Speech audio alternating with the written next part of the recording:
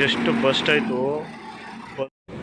Bus ಅಂತ weight ತೂಕ ಮಾಡಿ ಕರೆಕ್ಟಾಗಿದ್ದರೆ ಮುಂದೆ ಬಂದು ಆಲ್ ಇಂಡಿಯಾ ಪರ್ಮಿಟ್ ಇದ್ದರೆ 500 ರೂಪಾಯಿ ಕೊಟ್ಟು ಸೀಲ್ ಹೊಡೆದು ಕಳಿಸ್ತಾನೆ. ಈ ಥರ ಸೀಲು ಆಮೇಲೆ ಬಂದು ಇಲ್ಲಿ ಎಂಟ್ರ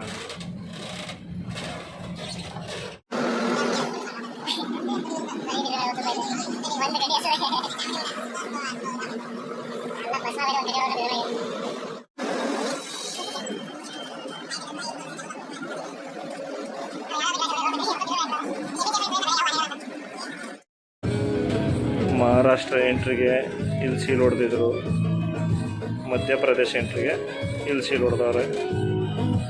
ಇನ್ನು ಮುಂದೆ ಅದೆಷ್ಟು ಸೀಲ್ ಆಗ್ತಾರೋ ಗೊತ್ತಿಲ್ಲ. ಸ್ನಾನ ಮಾಡ್ತೀನಿ ಜ್ಯೋತಿ ಬೆಳಗ್ತವ್ರು ನೋಡಿ, ಎಲ್ಲ ರೈಟ್ ಸೈಡಲ್ಲಿ ಜ್ಯೋತಿ ಬೆಳಗ್ತವ್ರೆ.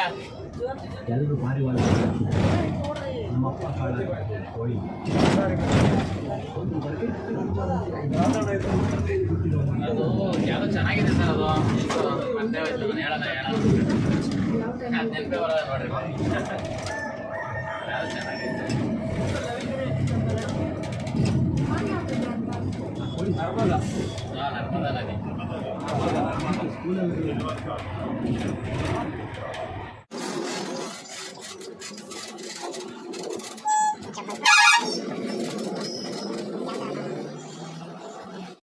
ಜಬ್ಬಲ್ಪುರಿಂದ ಗಾಡಿ ಹೊರಡ್ತಾ ಇದೆ ಪ್ರಯಾಗ್ರಾಜ್ ಕಡೆ.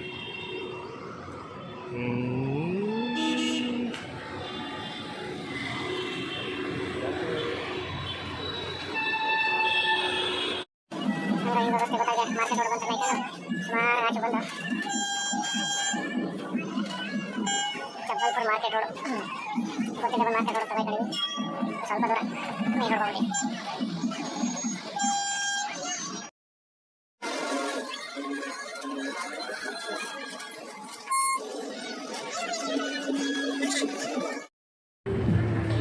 ಅಂತೂ ಇಂತೂ ಜಬ್ಬಲ್ಪುರ್ ಮಾರ್ಕೆಟ್ ರೋಡಿಂದ ಆಚೆ ಬಂದು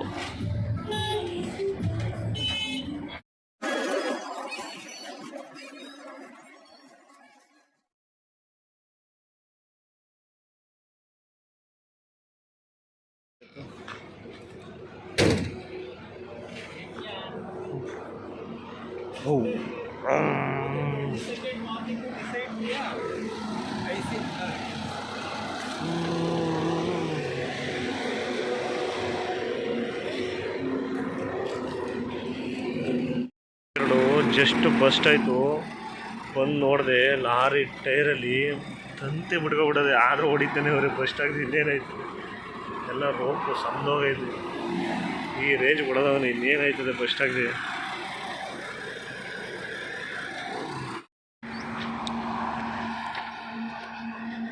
ಇಲ್ಲಿ ಗೋಧಿ ಬೆಳೆದವ್ರೆ. ಫಸ್ಟ್ ನೋಡ್ಬಿಟ್ಟು ಭತ್ತ ಅಂದ್ಕೊಂಡೆ, ಆಮೇಲೆ ಗೊತ್ತಾಯ್ತು ಇದು ಗೋಧಿ ಅಂತ. ದೂರಕ್ಕೆ ನೋಡೋಕ್ಕೆ ಭತ್ತ ಬೆಳೆದ್ರ ಥರನೇ ಕಾಣಿಸ್ತದೆ.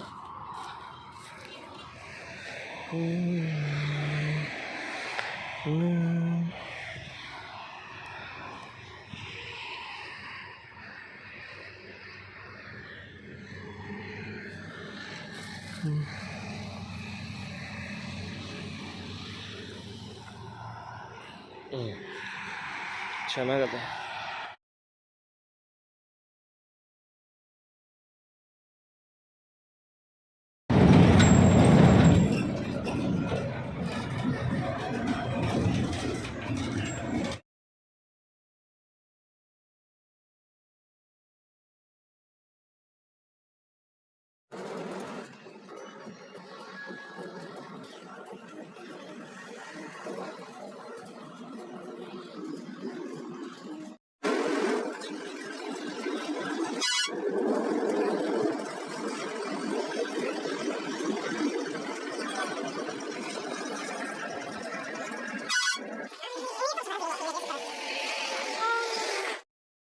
ಕ್ಯಾನ್ಗೆ ನೀರು ತುಂಬಿಸ್ಕೊಂಡು ಆ ಕಡೆ ಎಲ್ಲ ನೀರಿಗೆ ಮಾರೋದು.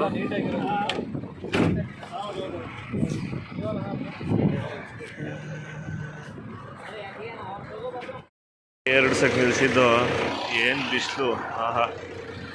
ಆ್ಯಂಡ್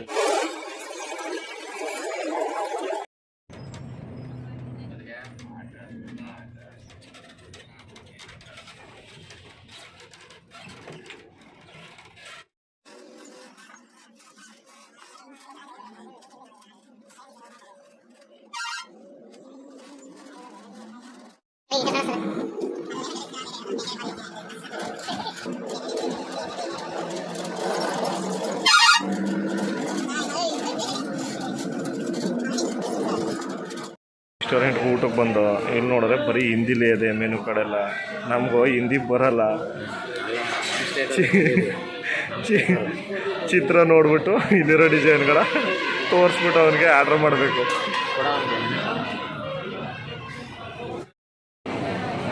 ಸಬ್ಜಿ ಬಂತು, ಹೇಳಿರೋ ಚಿತ್ರ ತೋರಿಸ್ಬಿಟ್ಟು.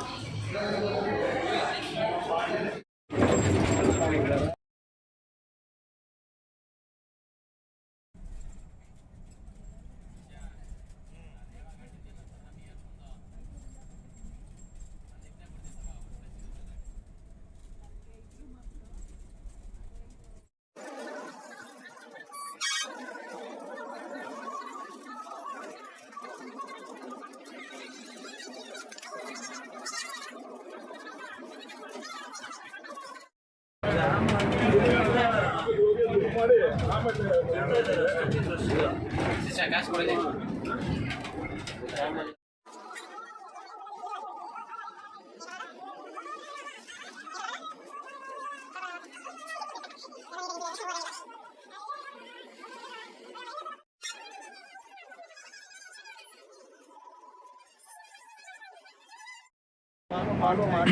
ಪ್ರಯಾಗ್ರಾಜ್ ಹತ್ರ ಇದ್ದೀವಿ. ಇನ್ನೊಂದು 25 ಕಿಲೋಮೀಟ್ರ್ ಐತೆ ಪ್ರಯಾಗ್ರಾಜ್.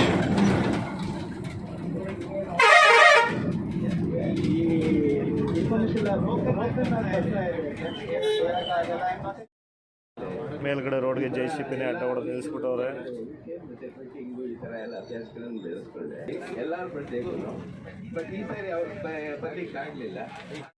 ಪ್ರಯಾಗ್ರಾಜ್ಗೆ ಇಲ್ಲಿಂದ ಟ್ರಾಫಿಕ್ ಜಾಮ್ ಶುರುವಾಗಿದೆ. ನೋಡಬೇಕು. ಈ ಬ್ರಿಡ್ಜಿಂದನೇ ಎಲ್ಲ ಗಾಡಿನ ಸ್ಟಾಪ್ ಮಾಡೋರೆ. ಗಾಡಿ ಒಳಗಡೆ ಎಂಟ್ರಿ ಇಲ್ಲ ಪ್ರಯಾಗ್ರಾಜ್ಗೆ. ಇಲ್ಲೇ ರೈಟ್ ತೊಗೊಂಡು ಇಲ್ಲೇ ಪಾರ್ಕಿಂಗ್ ಮಾಡಿಸ್ತಾವ್ರೆ. ಇಲ್ಲೇ ಬ್ರಿಡ್ಜ್ ಕೆಳಗಡೆ ಇಲ್ಲೇ ರೈಟ್ ತೊಗೋಬೇಕು. ಈ ಕಡೆ ಎಲ್ಲೇ ಎಲ್ಲಾರು ಪಾರ್ಕ್ ಮಾಡ್ಕೋಬೇಕು. ಗಾಡಿಗಳನ್ನ ಮುಂದೆ ಬಿಡ್ತಾ ಇಲ್ಲ. ಕೆಲವು ಬಸ್ಗಳೆಲ್ಲ ಇಲ್ಲೇ ಬ್ರಿಡ್ಜ್ ಕೆಳಗೆ ರೈಟ್ ತೊಗೊಂಡು ಇಲ್ಲೇ ಸೈಡಲ್ಲಿ ಹಾಕೊಂಡ್ಬಿಟ್ರೆ.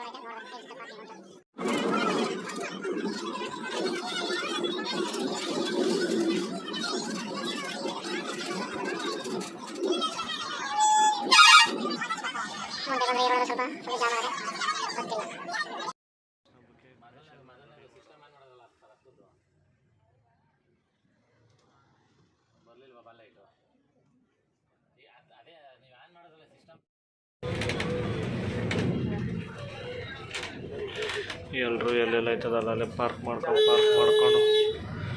ಬಸ್ ಹಿಡಿದು ಹೋಗವ್ರೆ.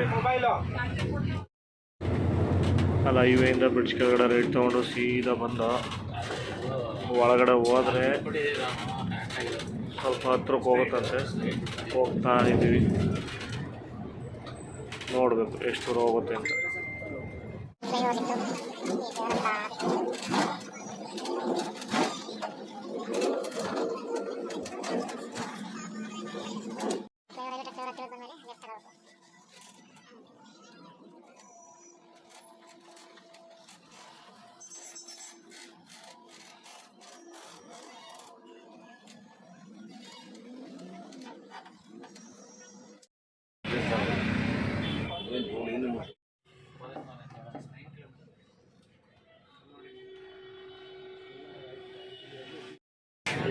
ಮುಂದಕ್ಕೆ ಪೊಲೀಸ್ನವ್ರು ಕೊಡ್ತಾ ಇಲ್ಲ.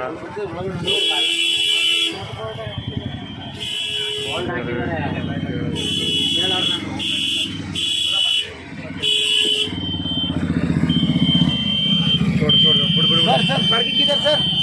भैया पार्किंग किधर है सर? पार्किंग ऐसा जा ಈ ಕಡೆ ಹೋಗ್ಬೇಕಂತೆ ಪಾರ್ಕಿಂಗಿಗೆ.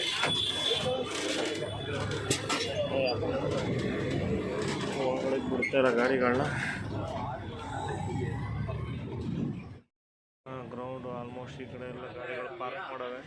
ಊಟ ಮಾಡ್ಕೊಂಡು ಹೊರಡ್ಲಿ ಇವರು. ಆ ಕಡೆ ಗ್ರೌಂಡ್ ಒಳಗಡೆ ಹಾಕೋರಲ್ಲಿ ಜಾಗ ನೋಡಂತಾರೆ ಫಸ್ಟು.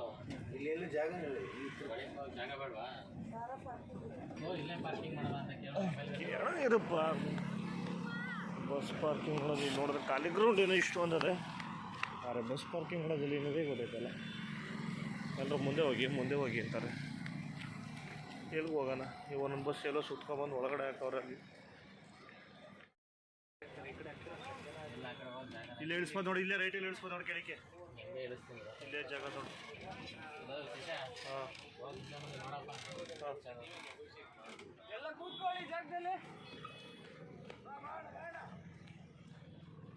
ಹಾಂ, ಬಸ್ ಇಳಿಸೋಕ್ಕೆ ಸೇಫ್ಟಿ ಇಲ್ಲ ಇದು.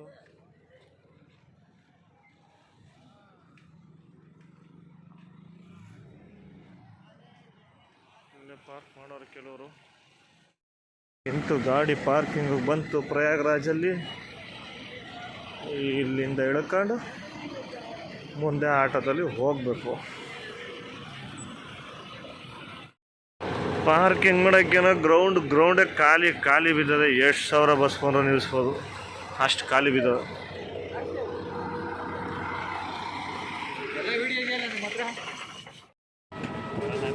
ಬಸ್ ಪಾರ್ಕಿಂಗ್ ಹೋಗೋಕ್ಕೆ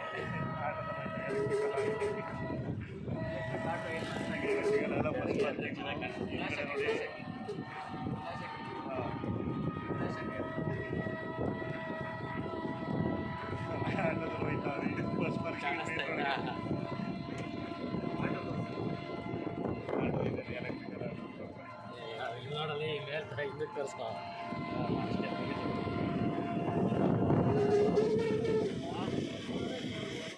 ಇಂದ ವಾಪಸ್ ಬರ್ತಾರೆ ವೆಹಿಕಲ್ಗಳು. ಬೇರೆ ಗೇಟಾಗಿ ನಿಲ್ಲಿಸ್ಬಿಟ್ಟವ್ರೆ. ಯಾಕಂದರೆ ಒಳಗಡೆ ಹೋಗೋ ಯಾವನು ಒಳಗಡೆ ಕೊಡಲ್ಲ. ಈ ಕಡೆಯಿಂದ ರೈಟ್ ತೊಗೊಂಡು ಇಲ್ಲಿ ಒಳಗಡೆ ಹೋಗಿ ಪಾರ್ಕಿಂಗ್ ಮಾಡ್ಕೋಬೇಕು. ಏನೋ ಫುಲ್ಲು ಜಾಮು. ಒಳಗಡೆ ಬರ್ತಾರೆ ಗಾಡಿಗಳಂತೂ ಸಿಕ್ಕಾಬಿಟ್ಟೆ ಇವೆ.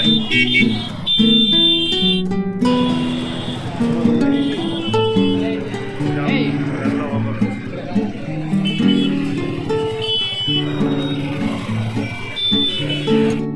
ಆರ್ಡ್ರ್ ಮಾಡಿದ್ದು 4 ಪೂರಿ, ಹಾಫ್ ರೈಸು, ಇದು ಸಬ್ಜಿ ಇದೆ.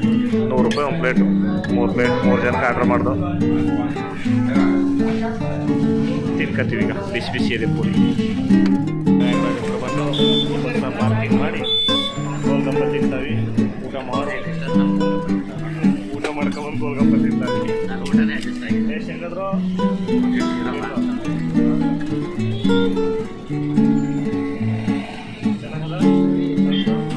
ಚೆನ್ನಾಗಿದೆ ಅಂತ ಹೇಳ್ತಾರೆ.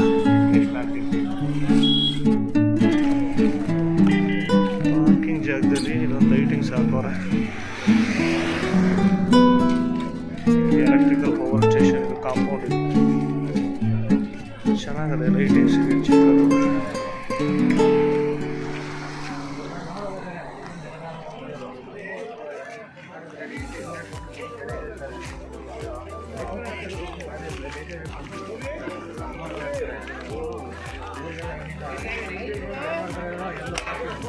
ನಡೀರ ಒಂಚೂರು ಬೇಗ ನಡೀರ ಮುಂದಕ್ಕೆಲೇ.